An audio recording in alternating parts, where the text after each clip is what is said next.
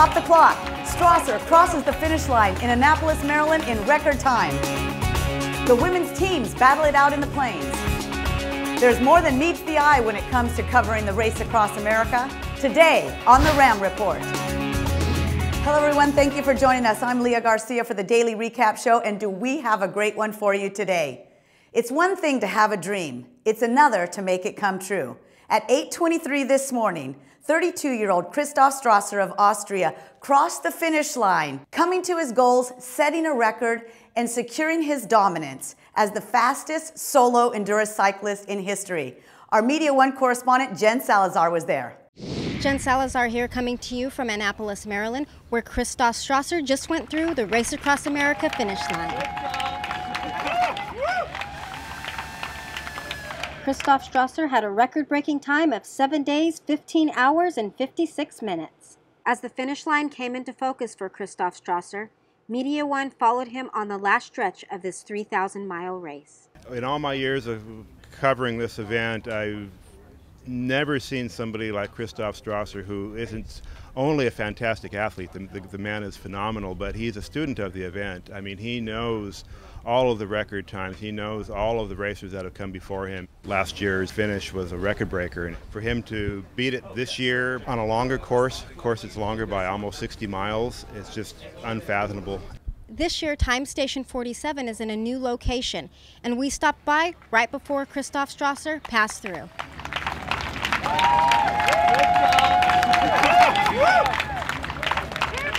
By the time they get to Time Station 47, they're closing in on about 250 miles left to Annapolis. The last part of the race is very difficult. There's some very steep hills, and this is where Christoph's crew came in and just pushed him with encouragement. The crew has to work much harder and the rider is faster. At that special moment he was very tired and he wasn't really motivated, wasn't pedaling hard, was really slow, and on a plain piece of paper, "I love you, Sabi," Chris's girlfriend, and he held it into the camera so that he can greet his girlfriend back at home. I think maybe it helped him to get a little bit faster again. Christoph pushed on through the night into the wee hours of the morning. I think it's now about 50 miles or 54 miles, and of course he's tired, but he looks good, and sometimes he looks better and fresh, and then he becomes tired again, and then we again try to motivate him. As the sun rose, Christoph knew he was looking at his final miles in the Race Across America.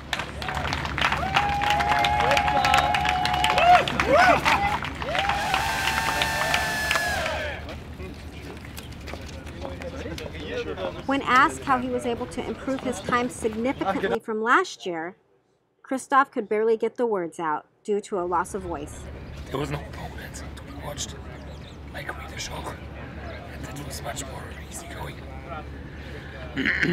So the tenor of the race was more fun. What we try to do is we try to keep Christoph's thoughts away from all the ardor and the hardness of the race, from all the suffering.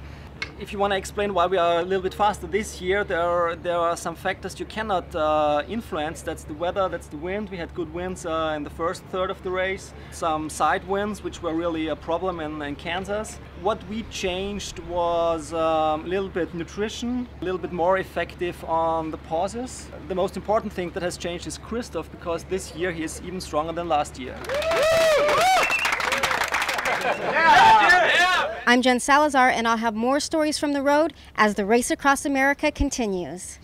Christoph Strausser's biggest motivation was to show that endurance cycling isn't just for the mature cyclist, but for the young, motivated rider as well. Remember, in 2011, he became the youngest solo RAAM winner.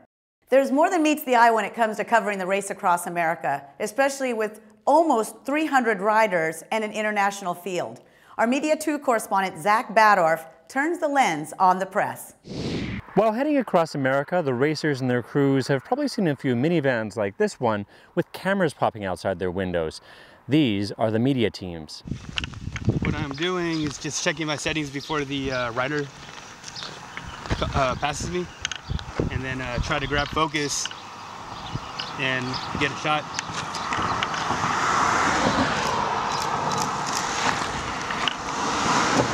He get it?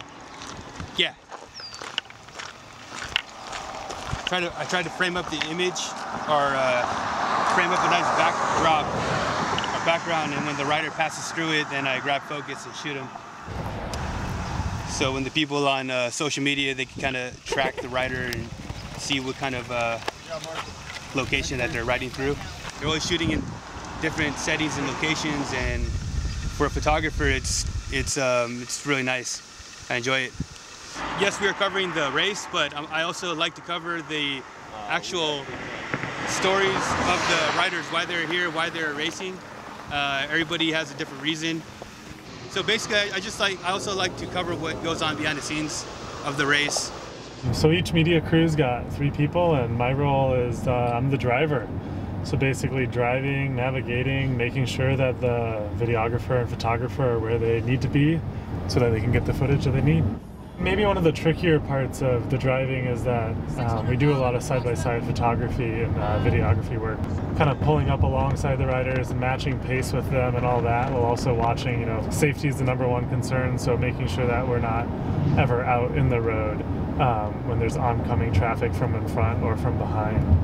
Broadcasting and photo editors typically have an editing studio to do their work. Not for the media teams. They edit on the go. Well, right now I'm batch editing the photos that we took this morning so I could upload them to the RAAM's social media page and website. We have a mobile hotspot that we carry with us. We use this to get Wi-Fi so we could upload our images or videos online while we're traveling. Unfortunately, these things don't work in certain areas of the United States. Other than that, we'll stop at a coffee shop and we'll go and upload. You know, RAAM is something hard for people to relate to. It's the pinnacle of ultra endurance, but I think as more and more years go by, more people have done it, and especially with the teams, the 4-person, 8-person teams, and all the charity efforts, the raising of money that comes along with it. There's kind of a growing interest in this kind of thing, and so having the media along really helps to just get photos and video out there in real time. Kind of helps put more information out there for those who want it. Oh, I think it's been great. It's been fun to see what's happening with other riders and to see what other crews are up to. And it's always great when your rider gets some coverage on the, on the website and the Facebook page too. So yeah, no, it's been great to see what's going on. I think it's excellent. Been really enjoying their website and thoroughly enjoying the Facebook page. It's really fun to watch and see where you guys are and who you're paying attention to, and an excellent photography. As the cyclists head toward Annapolis, the media teams will continue on the trail to provide you updates on the race. For Race Across America, I'm ZACK BADDORF.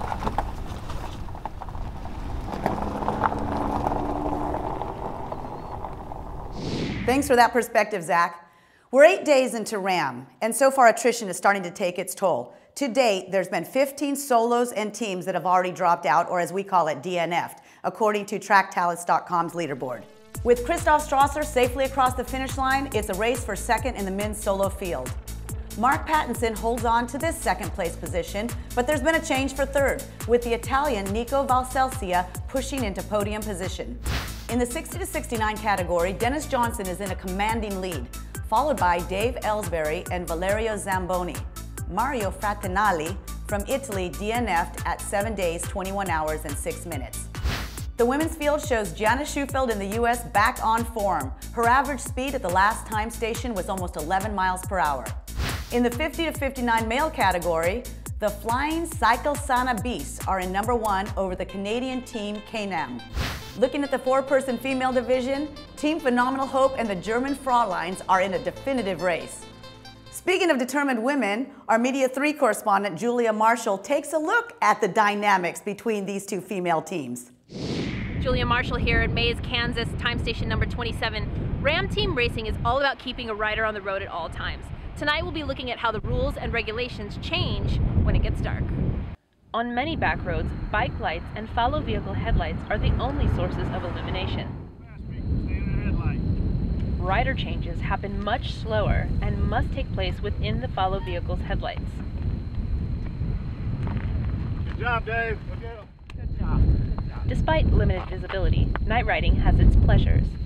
It's just so peaceful. We were in Monument Valley yesterday, watching the sunrise. try it sometime. It's absolutely beautiful. 20 and 20. You want to do that?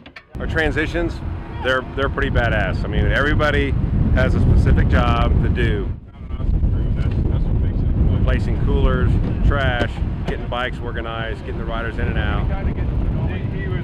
We're coming out, back to the light, right turn, and heading back east. Go. We're probably in and out in 15 to 20 seconds. Well, I'm tired of crosswind. Had a few tailwinds tonight. Looking forward to making progress and getting out of Kansas here in the next couple, 3 hours, heading on to the next state. And we've got a great crew helping us out, and as a rookie, I couldn't be more happy with our progress. Crews can track their progress with a geolocation app called TrackTalis. It allows them to see other teams and can lead to some friendly competition. Good, how are you? Couldn't be better. Are you trying to catch the girls in front? Yes. Moments later, German cyclist Kristen Feist overtook Team Phenomenal Hope. These two teams are the only all-female four-person competitors this year. Try and catch the German Fraulein. I might just save that for the next shift. It's a long race left to go still. After riding through the night and several hours into the morning, the ladies from Phenomenal Hope are ready for a break. Patricia George, also known as PG, and Emery Alderson are prepped for a shift change. Let's go catch them. They use the first rider change to warm up. I think we have a good shot at catching the German women on the shift, but we don't have a definite game plan in place yet. Just ride hard and see how we feel. And by the second change, they've already found their rhythm. Well, that's all for us today, folks. We're headed out of Kansas and into Missouri. Reporting for Race Across America, I'm Julia Marshall. From day to day, things change in this 3,000-mile race across America, and that's why it's important for you to follow us on social media. On Facebook, at Race Across America. On Twitter, at RAAM Races and hashtag RAAM 2014.